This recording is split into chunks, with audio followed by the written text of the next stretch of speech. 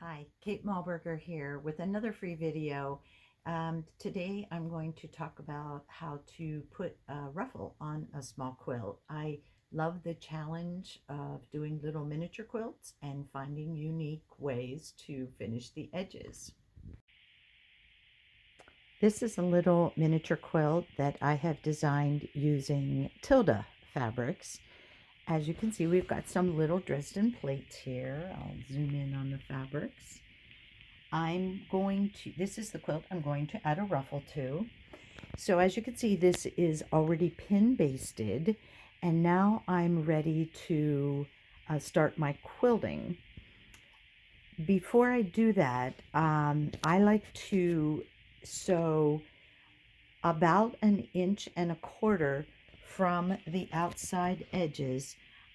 You see, I marked it here. Maybe you can't, but there's the marking. I used a 4-inch circle ruler to mark the curve for the corner, and all of my quilting needs to stay inside those lines. So 1.25 inch from the outside of all the edges, and a 4-inch ruler to mark the curve on the corners, and all the quilting will be contained in here.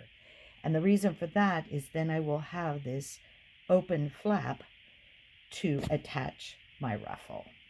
I'm going to use this pink and white stripe fabric for my ruffle. I'm going to cut 4.5-inch strips and join them to make my ruffle. I will be using the Bernina ruffler foot, but you can certainly do yours by sewing a gathering stitch about 3/8 of an inch from the outside edge, and then we'll attach it to the quilt. I will wait until after the quilt is quilted to attach this ruffle. So my next job is to get the quilting done. All right, I have finished the quilting on this little quilt. Now I need to prepare it for my ruffle. And to do that, I'm just going to use a rotary cutter and cut both the batting and the backing even with the edges of the quilt. Then I still have this flap loose. So after I trim that, I will go in with scissors and carefully trim the batting to within 1/4 inch of the edge of the sewing. This will get rid of some of the bulk in here. When you put the ruffle on, it gets pretty bulky. So I'll just trim both layers, even with the quilt top, and then go in and trim the batting. And then I'll meet you at the sewing machine to do the ruffle. I have finished trimming all 3 edges equally on to match the front edge of the quilt. And I did go in with my scissors then and trim away most of the bulk of the batting, approximately 1/4 inch. So now I'm ready to sew the ruffle onto the top layer only.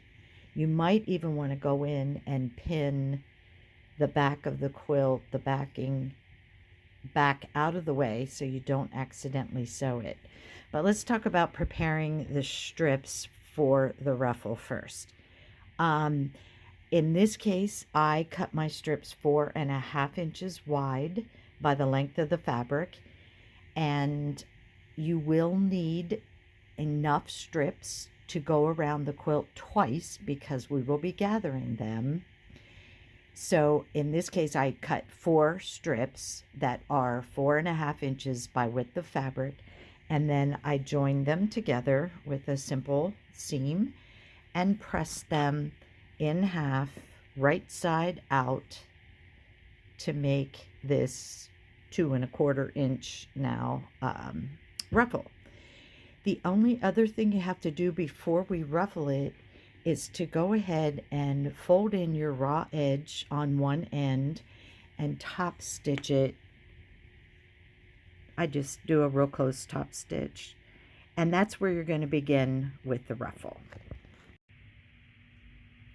You can certainly gather your ruffle the old-fashioned way by sewing a very big basting stitch along the raw edges, but I'm going to show you very quickly how to use the Bernina ruffling foot. It's just a very fun foot, and it goes so much faster. There's actually 2 layers to this foot, and the ruffle is inserted in between those 2 layers. And I have mine set on a number 6 setting. That means there's 6 stitches before each gather, in between each gather. I'm gonna line that up and start sewing, and you'll see how this gathers it for you. I usually use about a 3/8 of an inch sewing here. And I have to change my foot. This is a number 86 foot for Bernina. I'm just gonna get started here.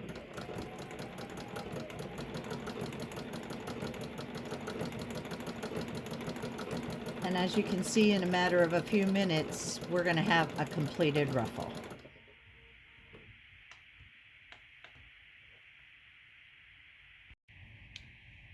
I've completed the ruffle, and I've pinned my backing fabric to the back of the quilt so that I can now sew my ruffle onto the top of the quilt only.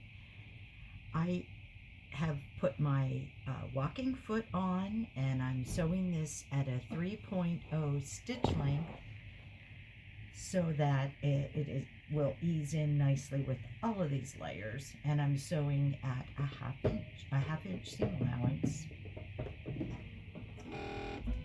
And I'm going to sew this all the way to the corner because I want you to see how I do give a little bit of extra gather in the corners so that they lay nicely.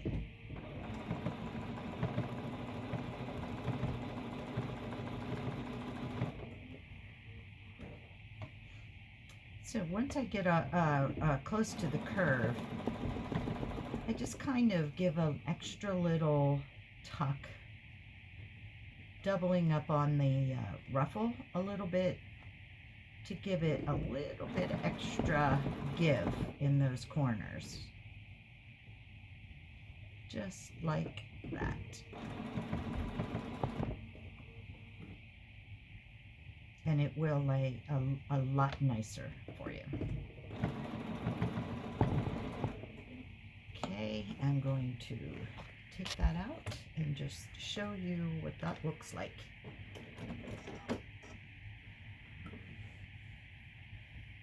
And you have your ruffle here, and you will take your quilt back and turn that under on the back of the quilt, and I hand sew that down to give a nice finish for my ruffle on the back, and it looks great on the front.